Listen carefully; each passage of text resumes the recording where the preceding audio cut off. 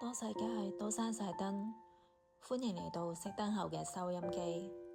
我係阿書啊。今日嘅深夜唔知講緊我嘅你過得好唔好呢？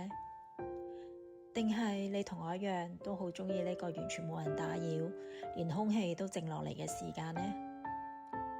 今日攰咗一日，聽阿書話將手機放埋一邊，合埋對眼，今晚無需要睇畫面，純粹用耳仔聽我講嘢，好好放鬆一下。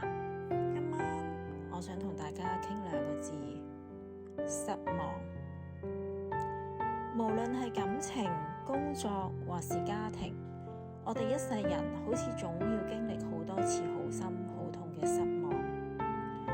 你用盡心思去對一個人好，以為可以換來真心，最後發現全部都係假嘅。你一隻手頂住所有工作同家務，辛苦去經營一頭家，最後嗰個承諾遮風擋雨嘅人，卻因為外面嘅誘惑，親手打破你對生活全部嘅期望。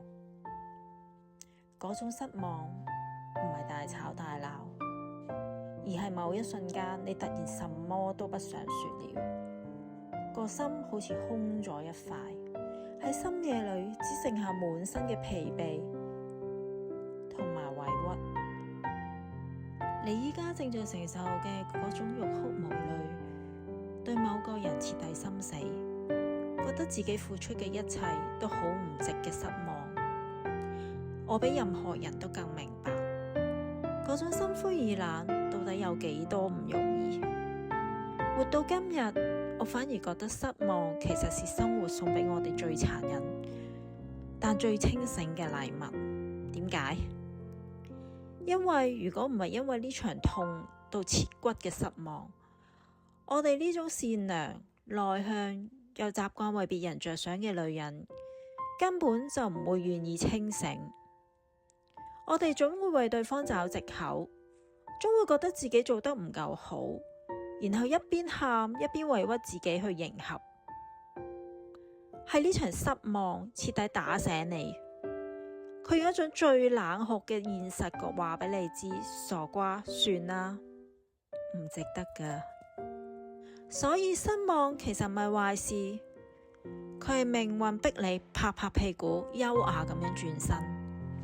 佢提醒你啊，係時候把原本放喺別人身上嘅心思收返嚟啦，好好痛錫你自己。佢令你失望，係佢配唔起你。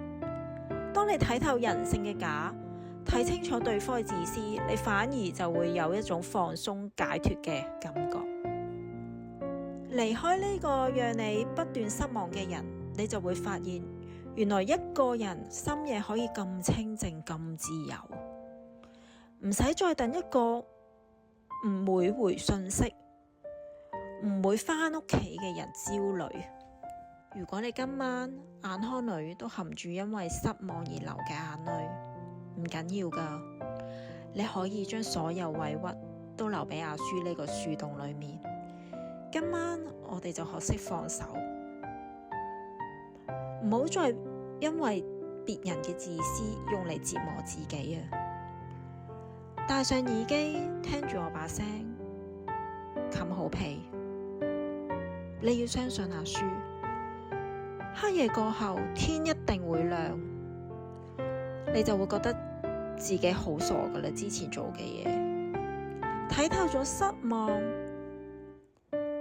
未來一定會活得比誰更優雅。